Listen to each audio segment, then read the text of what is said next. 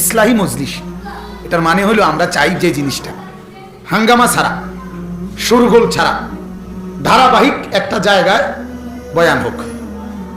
কথাটা বুঝছিনি? অর্থাৎ বারবার বারবার বারবার একই কথা হোক, কিন্তু কথাটা বারবার কলিজায় লাগুক, বারবার কানে পড়ুক। প্রতি মাসে, 2 মাস পর পর, 3 মাস পর পর দেখা যাবে কারো আজকে, কারো 6 মাস পরে, কারো 1 বছর পরে জিন্দেগি বদলে যাবে। না, নবীজি সাল্লাল্লাহু আলাইহি সাল্লাম যত লোককে ইসলামের দাওয়াত দিছে প্রত্যেকেই প্রথম দিন বলার লগে তো কালেমা পড়ছে, ঠিক না? কথা কর না? তাহলে কি বোঝা গেল? কেউ বলার সাথে সাথেই কি পড়ছে? কালেমা। কেউ 21 বছর পরে, আবু সুফিয়ান নবীজির চাচা রাদিয়াল্লাহু তাআলা আনহু, তিনি কালেমা পড়ছে 21 বছর পরে। কালেমার দাওয়াত শুনছে কত বছর আগে? 21 বছর আগে। কালেমা পড়ছে 21 বছর পরে, মক্কা বিজয়ের সময়। এর আগে সমস্ত যুদ্ধের সেনাপতি, বদরের যুদ্ধ ছাড়া, বদরের যুদ্ধের সেনাপতি ছিল আবু জেহেল, সে তো বদরের যুদ্ধেই মারা গেছে। এরপর থেকে নবীজির বিরুদ্ধে যত যুদ্ধ করছে মক্কার কাফেররা, সবগুলোর সেনাপতি ছিল এই আবু সুফিয়ান, এই উনি। কিন্তু আল্লাহ নবী সাল্লাল্লাহু আলাইহি সাল্লাম, হাদিস আছে, আমি এটা পড়ছিলাম শুরুতে, নবীজি বহুদিন ওনাকে বলছে, ইয়া আবা সুফিয়ান, চাচা আমি এসেছি, জিতুকুম বিকারামাতিদ দুনিয়া ওয়াল আখিরাহ, আমি আপনাদের দুনিয়ার সম্মান এবং আখিরাতের সম্মান উভয়টা একত্রে নিয়ে আসছি। আমি শুধু আখিরাত সাজাইতে আসি নাই, আমি দুনিয়াও সাজাইতে আসছি। আমাকে মানেন, আল্লাহকে মানেন, দুনিয়াও সুন্দর হবে, আখিরাতও সুন্দর হবে। দেখেন নবীজি সাল্লাল্লাহু আলাইহি সাল্লামের এই চাচা আবু সুফিয়ান 21 বছর পরে মক্কা বিজয় হয়েছে 8ম হিজরিতে, নবীজির মদিনায় হিজরতের 8 বছরের মাথায়। তাহলে নবীজি মক্কায় ইসলাম প্রচার করছে 13 বছর, আর মক্কা বিজয় হয়েছে 8ম হিজরিতে, মানে মদিনায় যাওয়ার 8 বছরের মাথায়। তাহলে 13 আর 8 কত?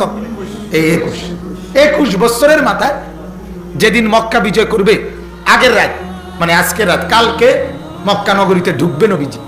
আজকের রাত আবু সুফিয়ান আসছে, মুসলমানদের কাফেলা কত তাবুর মধ্যে ঘুরে গোপনে লুকাইয়া আসছে রাত্রে সাইতুবিল্লাহ। মুসলমান কি পরিমাণ, কথা বুঝছেন? নবীজির চাচা আব্বাস, নবীজির আপন চাচা আরেকজন আব্বাস রাদিয়াল্লাহু তাআলা আনহু, উনি এই টহল অবস্থায় আবু সুফিয়ানকে দেখে লাইছে, দেখেই দৌড়াইয়া খপ করে হাতে ধরছে, দৌড়া আবু সুফিয়ানকে বলতেছে, তুই এদিকে, তুই আর এদিকে যাবে না, তুই এদিকে বন্ধু, মানে সময় না তো, এদিকে কই নিবা আমারে? বাতিজার কাছে নেব, মুহাম্মাদের কাছে। হ্যাঁ, এখন আসো। তো টাইম না রওনা দিছে, রওনা দিয়ে আল্লাহ নবী সাল্লাল্লাহু আলাইহি সাল্লামের কাছে যাইতেছে। কদ্দুর গেছে, হযরত ওমর রাদিয়াল্লাহু তাআলা আনহু দেখছে। আবার ওমর দেখেই তরবারি বাইর করছে। তরবারি বাইর করার সাথে সাথেই নবীজির চাচা আব্বাস, উনি সাথে সাথে চিৎকার দিয়ে বলছে, ওমর, আমি তাকে নিরাপত্তা দিছি, আমি তাকে আমান দিছি, তুমি কি করো না, তরবারি চালাইও না। এবারে বলছে, আমি নবীজির কাছে নিতেছি তাকে। ওমর বলছে, আচ্ছা চলো, আমিও যাবো। ওমরের মনে মনে টার্গেট ছিল, হাদিসে আছে যে ওমর একটু জোরে হাঁটতেছিলেন, যে আগে গিয়ে যদি কইতারে নবীজির থেকে যে ইয়া রাসূলুল্লাহ, যদি আবু সুফিয়ানকে পাই হত্যা করতাম না, মানে যদি এই কথাটা হুল হইতারে আগে, তাহলে হালাই দিব। না, সাংঘাতিক না, ওনার তো মেজাজই ছিল এমন যে ফুটাইলাম। এই জন্য উনি একটু গতিতে হাঁটতেছিলেন। হযরতে আব্বাস এটা বুঝছে, হযরতে আব্বাসও যাইতেছে। মজার বিষয় হলো আল্লাহরই হিকমত। তো যখন এই মনে করেন এই দরজার কাছে আব্বাসও আইছে, ওমরও আছে, আবু সুফিয়ানও আছে, এর দূরে আইছে, নবীজি এখানে বসা, ধরেন না। তো এখানে আইতে আইতে ওমর তো মনে করছে কাছে গিয়া বলবো, ওই আব্বাস নবীজির চাচা ওইখানে থাকতেই কৌশলে উনি ওইখানে থাকতে জোর আওয়াজ দিয়ে বলছে, ইয়া রাসূলুল্লাহ, আমি আবু সুফিয়ানকে নিরাপত্তা দিছি। এটা কারণে ওমর কি আটকায় গেছে। ওমর তার কি কইব, এটা আগে কইয়া লাইছে।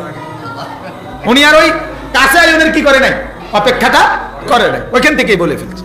আচ্ছা, ওমর তো পারলো না, আব্বাস নবীজির কাছে আবু সুফিয়ানকে নিয়ে আসছে। নিয়ে আসার পরে বসাইছে। এই তখন কিতাবে আছে রাসূলুল্লাহ সাল্লাল্লাহু আলাইহি সাল্লাম চাচা আবু সুফিয়ানকে একটা কথা শুধু বলছে, আল্লাহর নবী ওনার চেহারার দিকে তাকাইয়া বলছে, চাচা আজও কি সময় হয় নাই? চাচা আর কতদিন, আর কত বিরোধিতা করবেন? এখনো কালেমা পড়বেন না? আর কতদিন চাচা, আর কত অপেক্ষা করবেন, আর কত দেখবেন? এই নবীজি যখন দরদ নিয়া এই কথাইটা বলছে, কিতাবে আছে আব্বাস ওই যে যিনি আনছে টাইম, এই উনি ধাক্কা দিছে ওই পিঠে, আবু সুফিয়ানের পিঠে ধাক্কা দিয়ে আদর করে, আরে ফর বেশি তুই বেড়া, আর কালেমা পড়, এই ঠেলা দিছে। আবু সুফিয়ান কালেমা পড়ে ফেলছে, মুসলমান হয়ে গেছে। লাভ দিয়া আব্বাস উঠছে, উইটা ওই পাশে গিয়া নবীজির কানে কানে গিয়া বলছে, ইয়া রাসূলুল্লাহ, আপনি তো জানেন আবু সুফিয়ান সম্ভ্রান্ত ব্যক্তি, কালেমা তো পড়ে লাইছে ঠেলার লগে, আপনি তার একটা বিশেষ কোনো মর্যাদা দেন, কদ্দুর কন, কিছু একটা কন, কইলে খুশি হবে, তাহলে আর একটু মজবুত হবে ইমানটা।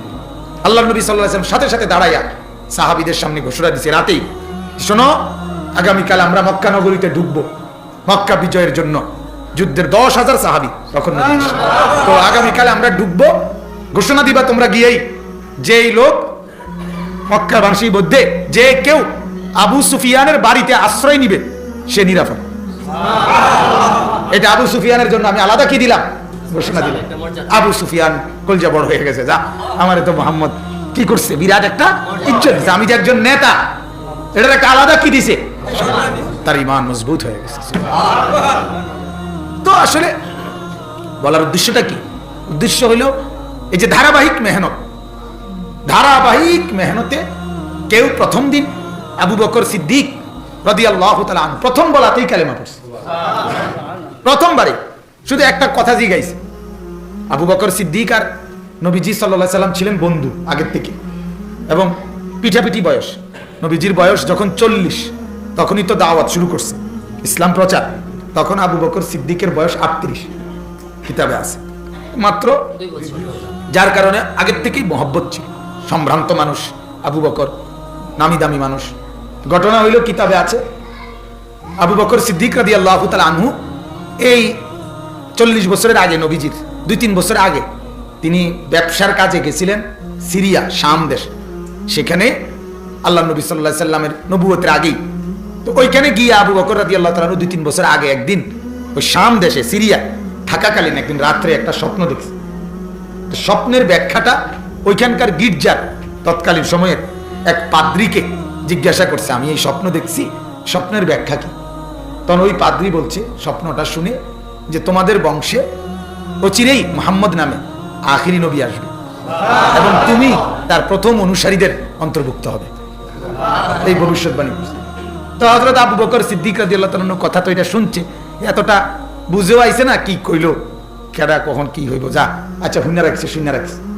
এরপরে যখন এই আজকে প্রথম 40 বছর বয়সে নবীজি যখন আবু বকর সিদ্দিককে প্রথম কালেমার দাওয়াত দিছে এবং বলছে আমি নবী, আমি তোমাদের উপরে প্রেরিত, অতএব তুমি আমার কালেমা গ্রহণ করো বন্ধু, তখন আবু বকর সিদ্দিকের প্রথম কথা মিলে গেছে যে পাদ্রী তো বলছে মুহাম্মদ নামে একজন কি পড়বে কালেমা, আর ঈমান নবুয়তের দাবি করবে, আখিরি নবী হবে, তো আমার এই বন্ধুর নামই তো মুহাম্মদ। কথা বুঝেন না?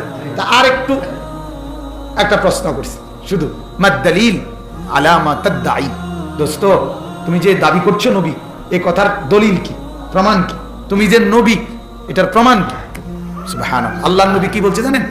নবীজি বলছে আজীব কথা, নবীজি তখন এটা নবীজির মুজিজা, আল্লাহ পাকের পক্ষ থেকে ইলহাম ওয়াহী জানানো।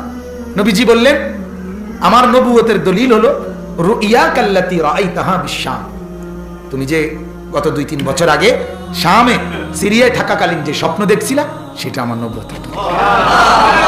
আবু বকর বলে ওমা কি করে, আরে কি কর, এই কথা তো আমি ছাড়া আর কেউ জানে না।